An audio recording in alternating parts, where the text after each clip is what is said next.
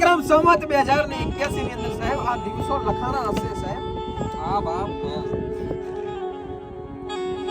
કે યુદ્ધના મોરચા મંડળના છે, ધૂળની ડમરી ઉડે છે અને બધાની અંદર હૈયે રુદન કરી રહ્યા છે, ચક્ષુની અંદર અસુ વિસરી રહ્યા છે સાહેબ. એ ઘટના કેવી હશે સાહેબ? સ્વર્ગમાંથી જોતા ભગવાન પણ એના નોંધ લેતા હશે કે સાહેબ આ દિવસો જોવાના મારે બાકી રહી ગયા હતા. ઈ ચારે દિશાઓમાંની મહાયુદ્ધ થતા યા દર્શો દેવા દેખાવા મળે મારા બાપ.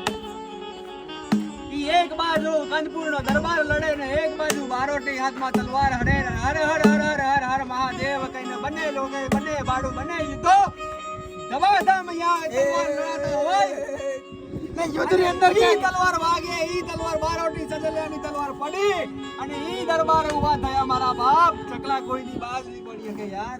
એ જ કોકે સાચું કીધું છે કે ચકલાજીની બાજ બની ગયા. એની ચકલા શું કરશે? ઈ દી ચકલા મરી જશે મારા બાપ. ચકલા કોઈની બાજ ન બની શકે. એટલી જ કહેવામાં આવ્યું છે કે દરબારની તલવાર જ્યારે ચડે ને મારા બાપ તારા કોઈ દી કોઈ માણસ હામું ન આવે મારા બાપ. મારતા કોઈ કે સાહેબ જેની સામે બારો ટૂંકો હોય એ આમ જો આમ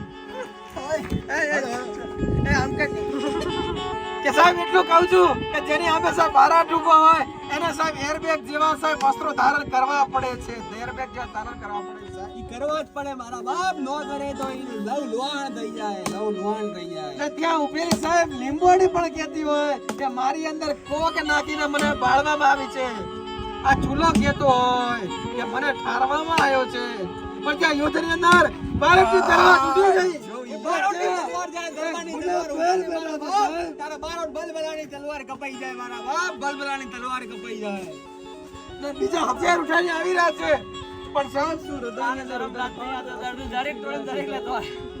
ઈલાજ શરમ વગરનો મારો સજલાયા તલવાર બીજી લઈને યુદ્ધ કરવા આવ્યો છે. ઈ મરદનો ફળિયો છે બાપ. ઈ મરદનો ફળિયો છે. ચકલા કોઈ બાજ ન બને. ને બાજ બની ગયા તો ચકલા શું કરશે સાહેબ?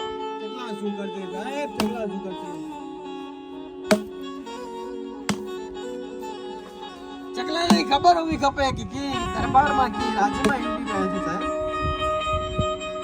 વર્ષો વર્ષ વીતી ગયા આ દ્રશ્યો જોવા માટે અમારી આંખોની અંદરથી બધી રોશની ગાયબ થઈ ગઈ. પણ સાહેબ આજે એ દિવસ આવી ગયો છે. આજે ઈ દિવસ આવી ગયો છે ને પીઠ બતાવનાર માણસો હામી છાતી લડવા જાય બાપ. હામી છાતી લડવા જાય. ઈ મરદ પણ ફળ્યો આજે તલવાર લઈને હામું પડ્યું. ભાઈ સાઈડ બદલે જા.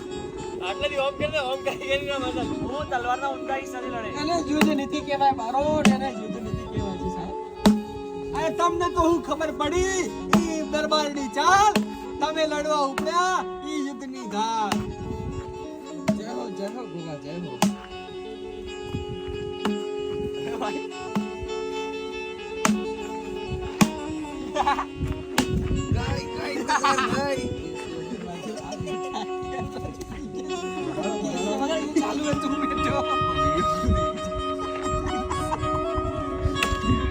હસતા મોઢે તલવાર તોડે ઈ બારોટનો દીકરો છે મારા બાપ. હસતા મોઢી તલવાર તોડે ઈ બારોટનો દીકરો. કે દરિયાની અંદર સમાઈ જશે સાહેબ. એ ઊંધી તલવારે લડે ઈ મારો રજપૂતનો દીકરો. હાથની અંદર લાલ લોહાણ થઈ ગયા છે પણ યુદ્ધની અંદર પાછી પાછી કરવા નથી માંગતો બાપી. અરે ચિંતાને તલવારની નાક પર રાખીને લડે ઈ મારો દરબાર. ઈ મારો દરબાર. અરે મને ક્યાંક દ્રશ્યો દેખાઈ રહ્યા છે કે પેલા પોરની અંદર થી પેલી માખી ઉડી રહી છે ભાઈ. મધમાખી આવી રહી છે. હા હટી જજો મધમાખી. હવાની ઉડી મધમાખી નહીં. પડકાર કરી રહ્યા છે બારોટ. દરબારને પડકાર કરી રહ્યા છે. રાજ્યની અંદર ઈ યુદ્ધના એંધાણ સર્જાઈ ચૂક્યા છે. સજાયા બાપ સજાયા. પછી શું ઘટના છે બાપુ?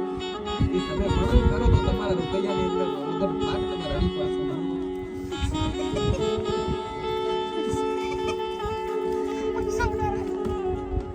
આજે ડોલરનો વરસાદ અમારી વાતે થઈ રહ્યો છે પણ ડોલરનો કિંમત શું ભાઈ 85 રૂપિયા 86 રૂપિયા પહોંચ્યા છે સાહેબ.